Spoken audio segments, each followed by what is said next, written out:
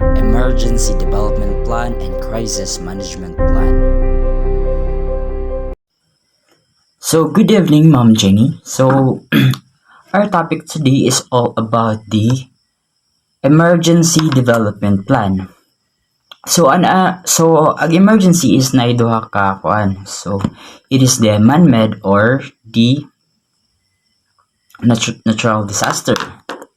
So, nga naman importante man emergency plan, labo na sa atong eskwelahan or any organizational. Ano importante man isang buhaton. So, let's discuss it. So, what is emergency development plan? So, an emergency development plan typically refers to a structured or strategy or set of measures aimed of addressing and mitigating the impact of emergencies such as natural disasters, conflict or other crises and community or region. It involves coordinated effort to restore and enhance essential services or infrastructure. So, an emergency development plan is important because if our school or any organization implemented or develop a plan, this is very crucial for preparedness and resilience. So it helps an organizations and community to respond effectively to unforeseen events, para ma-minimize ang damage o ma-ensure ang coordinated or safe recovery of the damage of emergency. So first is the identify the potential emergencies. So we need to before we create an emergency development plan, we need to identify the potential emergency. Kung unsa na siya nga kind of emergency para ang plano ninyo is ang flow niya is kanang hapsite na kahibaw na mga unsa na ang emergency. So, mo tong gingon nga na duha ka kind of emergency, either man-made or natural disasters. So, first is the natural disasters. So, example sa natural disaster is like floods, labo na sa BIST, dali na sa bahaon or mag-uwan ra kusog ag tubig or magpundo na sa sakwan. Next is the earthquakes. So, di usually kaya na itong earthquake, no? Kay time to time na dyan may tabong basig na mo linog or fast or the last days nagsige yung tag aftershock or sige linog tungkol sa Mindanao nga lugar. Next is the tsunami. So, ang BST is dool ra sa dagat. So, it is possible na can create an tsunami. So, sa niyaging adlaw is na ito yung mga warning na maka tsunami daw kay ang dagat is ng kuan. Labo na sa dulho dapit or diri sa kuan. Tsunamis, the next is the thunderstorms, lightning. So, dagan na yung namamatay or na-record nga dagan namatay ng mga thunderstorm. So, we need to create an emergency development plan about this. So next is the man-made. So first, the bomb shooter, active shooters. So it is dangerous to us like or student nga may tabo ni sa atong kuan. Wala tayo sa labutan nga yung butur day kalit nga atong sibako lamang sa atong eskwelahan. Then fires, labo na sa kitchens or sa mga computers na rin mo PT or sa kitchens nga dili ra makuan basabod sa bang nagluto is tungod sa kabisi is wala na bantayan ang kadyo is na over na. Then infectious disease or outbreaks. So thing like mga COVIDs is dilim na ito mga likayan dyan nga na may iba niya maghimog mga virus something para may spread para makakorta or like for example itong COVID. Then so next So, pag umana to identify sa mga emergencies, next is to develop an emergency response procedure. So, first, general emergency procedures. First is the notifications. Immediately report any emergencies to the designated authorities. So, of course, kung nanay emergency, so we must immediate report about that report. Then active the emergency alert system for communications, evacuations, follow establish evacuation roads to assembly points, account for all students and staff at assembly points, communications, and use designated channels for communication during emergencies to maintain a communication with emergency services. The next is so mo is fire emergency. For example, katong sa man-made fire emergencies alert. Upon discovering a fire, activate the fire alarm. So kining BST is naman yung fire alarm nga dapat dito sa room 1 sa una. Then evacuate the building using designated exit. Do not use or elevator is or other at designated assembly point outside. Then kung flood naman, nanay alert. Then monitor weather alert and floods warning. So evacuate to higher grounds following the established route. So BSTs na may mga second floor. Kung mag-uwan gani or dili ra kalikayan nga natas kilahan tanan nga nag-uwan is we must evacuate in the second floor kay basin ang tubig is paspas ra laban ng walay kanal ag BST. Then assembly at predetermined safe location. So kung earthquake, we must do the drop, cover, and hold. Sige naman tagwan ninyo no. Kiba naman dani. Pero actual this earthquake, mag-init sa higdagan. Bito. So drop the ground, take cover under the desk or tables and hold on. Imagine na lang nasa gawas pa no. Wala pa earthquake na itabo is may ato nang makuha ng take a cover under a desk or keyboard. Pero na earthquake, mag-inisa, nagdagan, maratol. So, aning mga incidents, we must, kita dili ra mo panic ba? Para ang flow sa atong is dili ra magkagubot. Then evacuation after shaking stop, evacuate to designated safe zones. So, kining mga BSTs na mga safe zones. Then avoid windows, heavy furnitures, and potential falling object. Then active shooter or bomb threats. Location implements a lockdown procedure immediately. So, una na siya. So, ang taga-office na yung mga mo implement anong lockdown o lockdown ba dyan sa eskwelahan. Then, barricade doors and stay out of the site. Then, use silent communication method to avoid detection. So, nang iba niya mag-signal ra kay hadlok, may bawaan nga naday mo da nagtago. Then, follow instructions from law enforcement. So, nanay law enforcement, dili ra jud ka basta-basta mudagan or kanang something nga ikaw magpalag-alig og kuha sa bomba, pakahiro nga. Kausar yung bombahan, patay. Ipit. Then next is the laboratory accidents or chemical spill. Evacuation. So evacuate affected area immediately. Close the door, contain spills, and prevent furniture exposures. Then emergency contact. Notify designated personnel and emergency service seek medical attention for exposed individuals. Then hate crimes or discrimination. So kining discrimination is pag-asam na natong experience. Labo na sa eskwelahan, dilimili kayo ng discrimination sa mga kalis na napagabo ng sugsog. Naiuban niya take og suicide because of discrimination. So report incidents to designated authorities promptly to maintain confidentiality and sensitivity in handling report. Then support and provide counseling support services for affected individuals. Then foster a culture of inclusivity and tolerance. Yeah. Then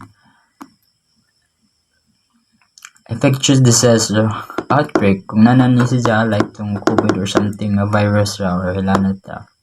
Emphasize regular hand washing and hygiene measures.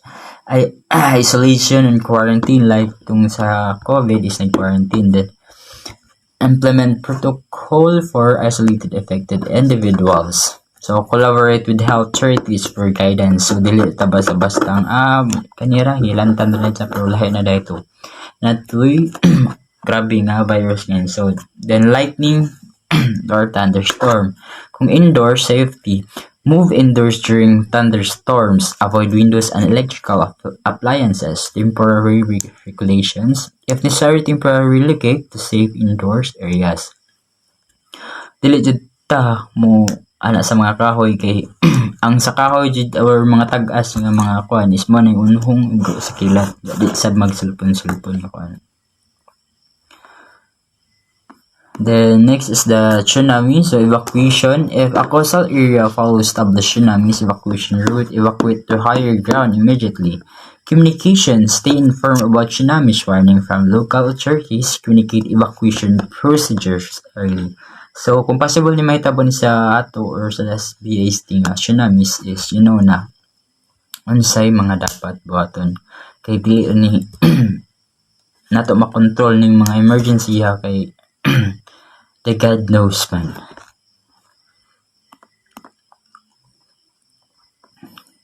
And so my next then so regular training drills, communication exercise, and adapt to an emergency response plan are critical for effectiveness.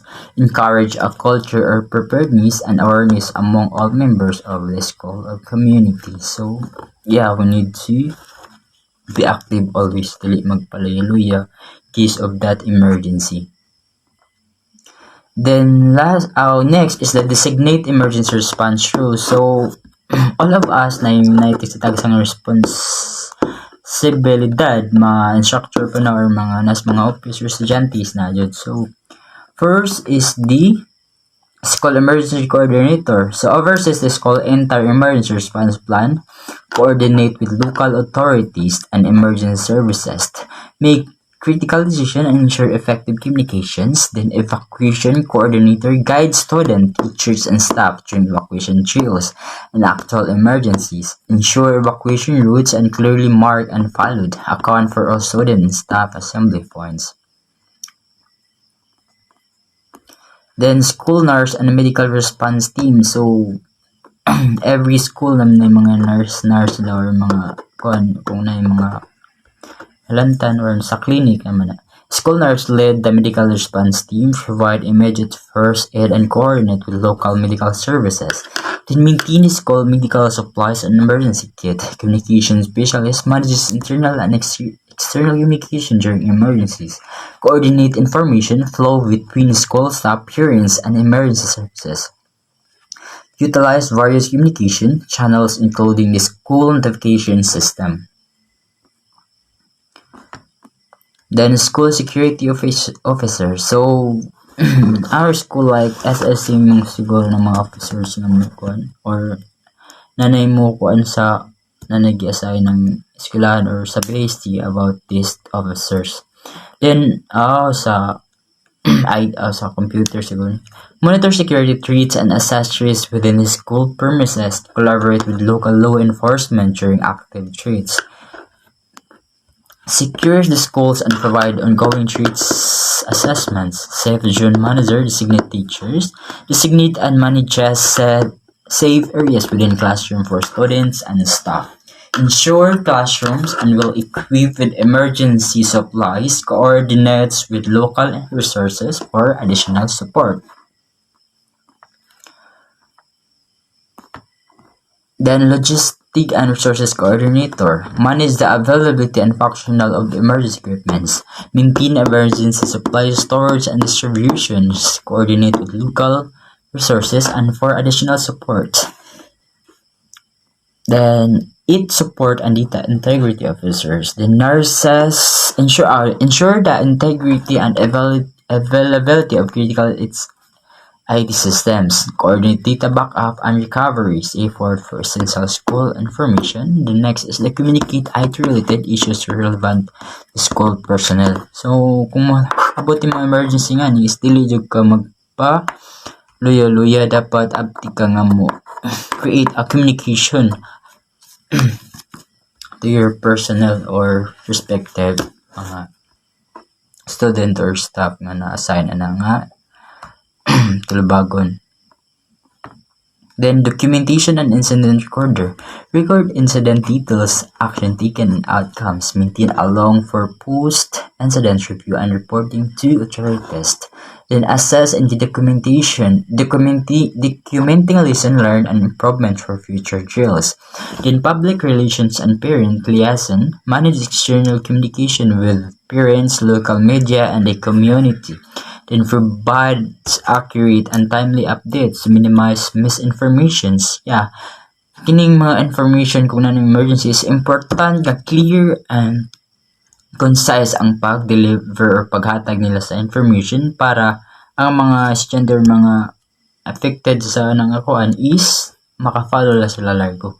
Then collaborate closely with the communication specialist for consistent messaging.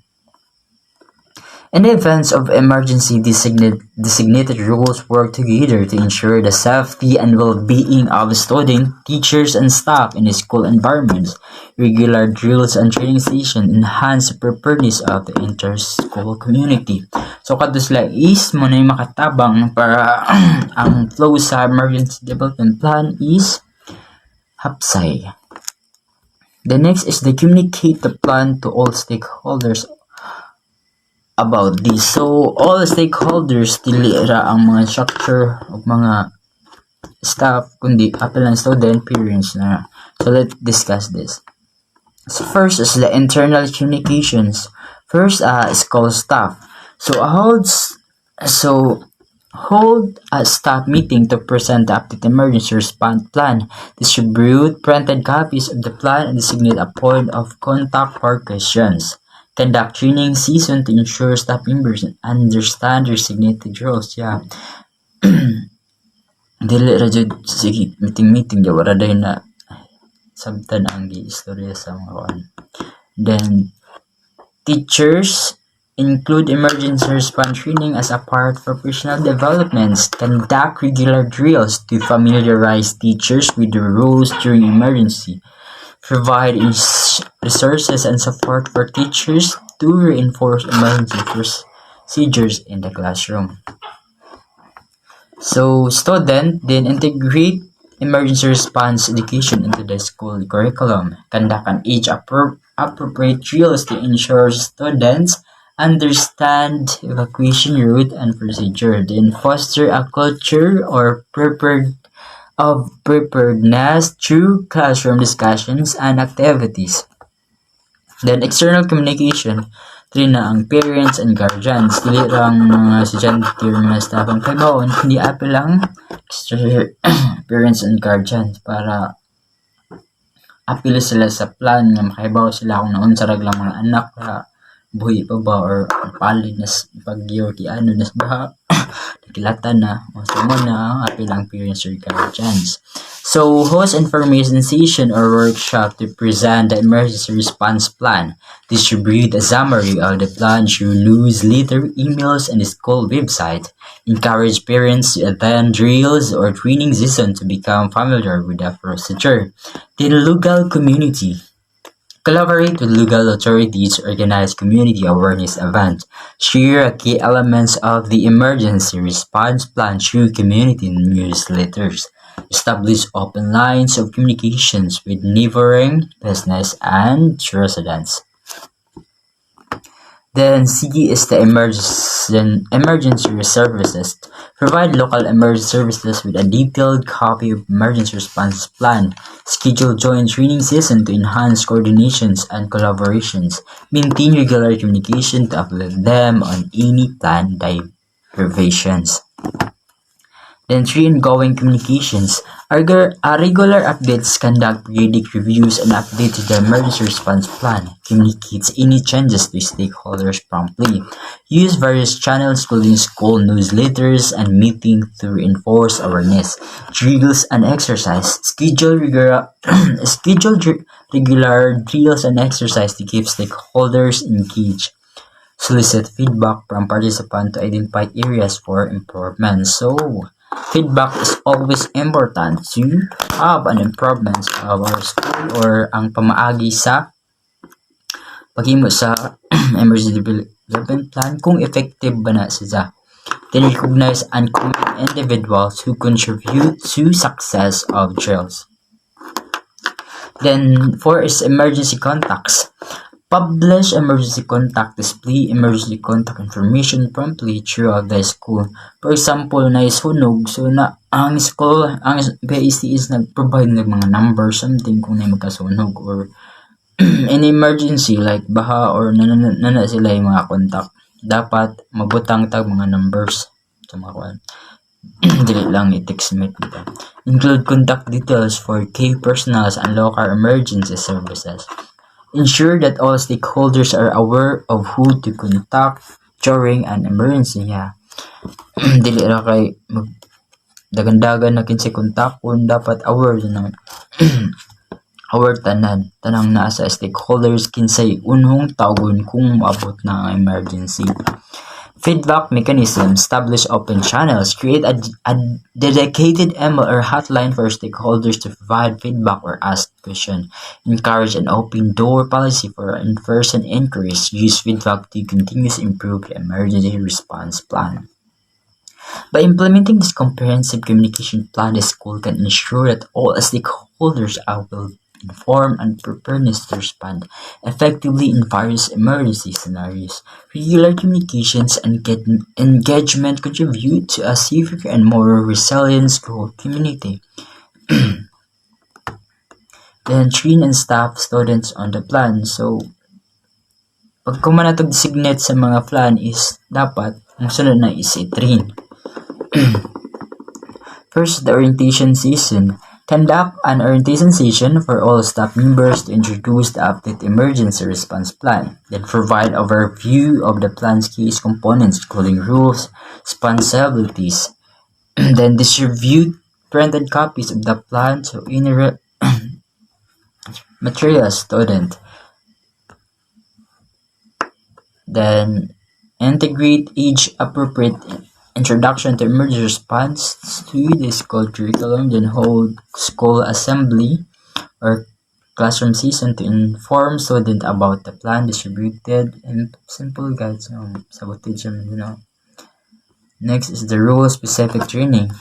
So staff rules. Conduct a specialized training sessions for staff members based on their designated roles. Provide a hands-on training for responsibilities such as evacuation coordination, medical response, or communication. Utilize realistic scenario to simulate emergency situation. Bita kung maghimog mga scenario na example is, ganang reality ng example is, ganahan ra pod mo participate ng mga all stakeholders sa excuse me. Then student education. Incorporate emergency response education into classroom activities. Conduct age-appropriate drills, familiarize students with evacuation routes and procedures. Encourage student involvement in designated roles such as helping younger students during drills. Practical drills and exercise. Then regular drills. Schedule regular emergency response drills covering various scenarios include fire drills, earthquake, lockdown, ensure preparedness, and the different emergencies. Then rotate scenarios to keep training freeze and real events. Then mock scenario. Organize simulated emergency scenario to allow staff and students to practice the rules. Include realistic elements such as simulated injuries, communication challenges, or unexpected obstacles. Debrief after each scenario to discuss strengths and areas of improvements. Next is the interactive workshop. Interactive staff workshop. Host workshop discuss the specific aspect of the plan such as communication protocol or first aids. So encourage open discussions and address any questions or contents. Provide additional resources such as reference materials or online training modules. Like sa atong COVID, nagkuha na sila modules. Student engagement session. Organize each appropriate session where student can ask question about their emergency response plan, fostering amo na yung balik-balik yun. Then continuous training updates. Dili ra ni naka-training na gani. Hunong na po training. Dapat continuous para ang emergency plan is dili makalimutan. Periodic references. Conduct periodic refresher session to reinforce key concept. Include updated the plan and any changes in rules or procedures. Use technology such as online modules or ongoing learning. So, mauron niya balik lang. Next is by implementing the training plan, both staff and student will be equipped. Yeah. Mahibawaan yun pa minimize ang damage sa properties or sa mga estudyante. Equipped to respond effectively to various emergencies. Regular drills and interactive sessions contribute to a culture of preparedness and ensure that everyone is confident in the rules during critical situation. Dili na magpanic. Then review and update the plan regularly. So this is for the last topic sa atong emergency plan. Then regular schedule. Establish a find its schedule for plan reviews considering factors such as changes in staff, infrastructure, external threats. Conduct at least annual comprehensive reviews to ensure relevance and effectiveness.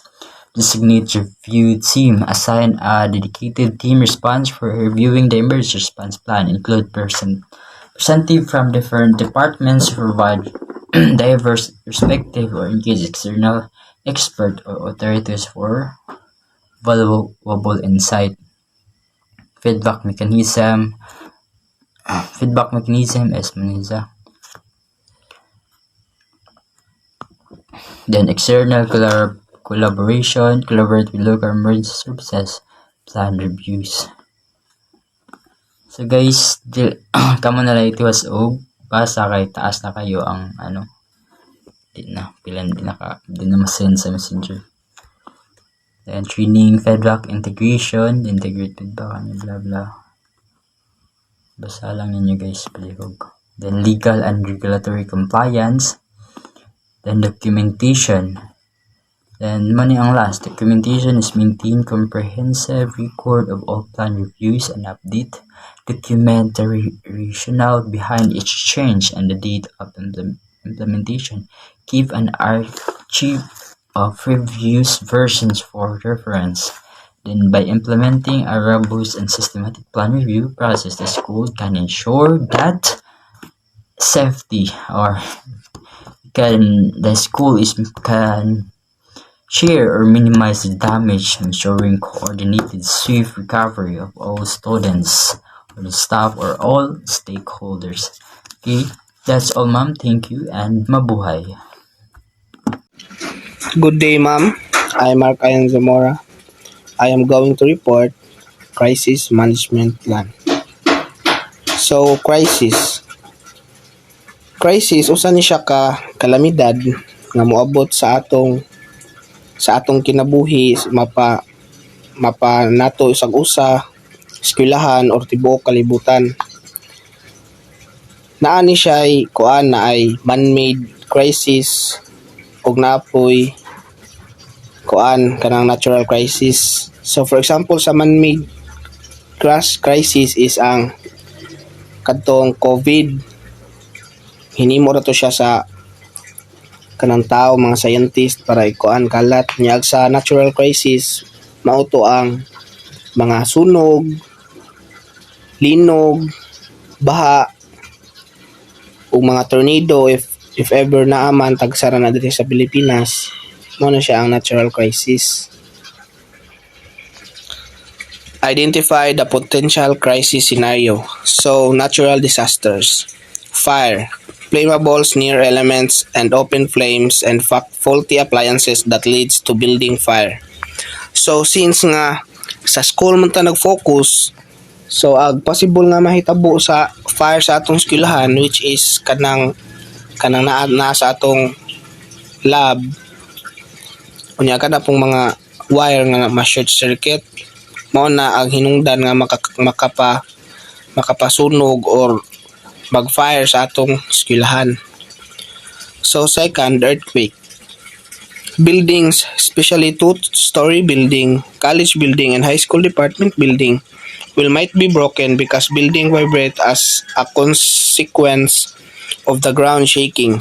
Damage takes place if the building cannot withstand this vibration. So sa linog, we all know nga kaning linog di ta ka predict kung kano saan siya mahitabo. Nya ag main maapektuhan ani mao gyud niya katong mga tag-as nga building, which is ang atong college building o high school department building na mga 2-story na siya. Dili man kay kanara pwede ra pud sa kanang mga usara ka room kanang dili dos indanas, pero mas peligro gyud tong 2-story kay habog man. Establish crisis management team. So mao ni siya ang process sa pag-establish o crisis management team. Review and evaluate, anticipate, assess, prepare, and review and evaluate again. Respond, recover, review, and evaluate. So the team should have a leader who is empowered to make immediate decision. Superintendent or top administrator or the team members might include students, principals, counselors, school safety officers, and faculty manager. So, ari sa crisis management team, dapat agatong butuhan nga maapila ni nga crisis management team is kanang kamao siya mo lead kanang mga kanang naay immediate decisions inana para in case nga nahitabo nga natural disasters makuan ra dayon. Develop crisis response procedure. Natural disasters, fire response means any deployment of firefighting personnel and or equip extinguish a fire or perform in an effort to protect equipment life or property in an area threatened by fire. So, fire response. Mao na ni siya nga agatong mga building, especially sa kitchen, but na nato siya og fire extinguisher kay in case og naisunog or gamay pagsunog makuha na dayon, ma-prevent na dayon, dili na siya modako. Yeah, for example, mukuan na dayon, naatay ibutang na to ag contact number sa mga kanang fire personnel para in case og taas na, pwede na mo tawag dayon para madali ag sunog. So, earthquake response. During an earthquake, the student should drop, cover, and hold, and the crisis management team must guide or assist student to evacuate in safe place. So during the earthquake, kung kita naata sa second floor, dapat agatong mga teacher is mo guide nato or i-guide lagi ta para adto ta para mapadung ta sa safe nga wala dili ta matagakan og mga unsa pa ng mga butanga or magsaan ngadto sa mga kanang patag or kanang way mga lubi. Dapat inig maabot na nga linog, dapat agatong teacher is kanang mo-assess na to. Creating a communication plan. Creating a communication plan in crisis management involves defining clear communication channels, establishing key messaging, identifying spokespersons, and outlining a protocol for timely and accurate information dissemination. It aims to maintain transparency, manage public perception, and ensure a coordinated response during emergencies. So, ang communication plan sa crisis management kay nagahatag og plano unsaon pag-communicate ang usa ka organization sa panahon sa crisis. It includes defining objectives, identifying stakeholders, crafting key messages, designating spokespeople, choosing communication channels, establishing timelines, monitoring feedback, ensuring legal compliance, coordinating with partners, and conducting training for effective crisis response. O kanang ang pag-ensayo pod sa mga tao kanang alang sa maayong kanang pagresponde sa crisis. Train staff and students. Training staff and students in crisis management involves educating them on emergency protocols, evacuation procedures, and appropriate responses to various scenarios. It focuses on enhancing situational awareness, fostering a calm and organized environment, and promoting quick decision making. Regular drills reinforce these skills, ensuring a prepared and responsive community in times of crisis. So, train staff and student. Dapat in every student or staff is kahibaw or dapat i-train daan like sa mga emergency protocols, evacuation procedures para makahibaw na ta unsaon pagbuhat or unsaon pag-response when in times of crisis.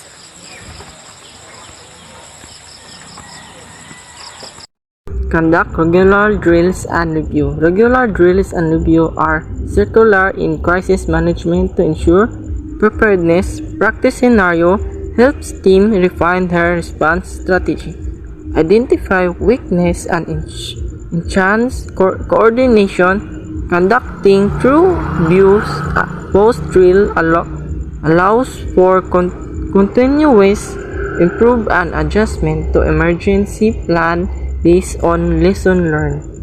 For example, set clear objective, communicate with your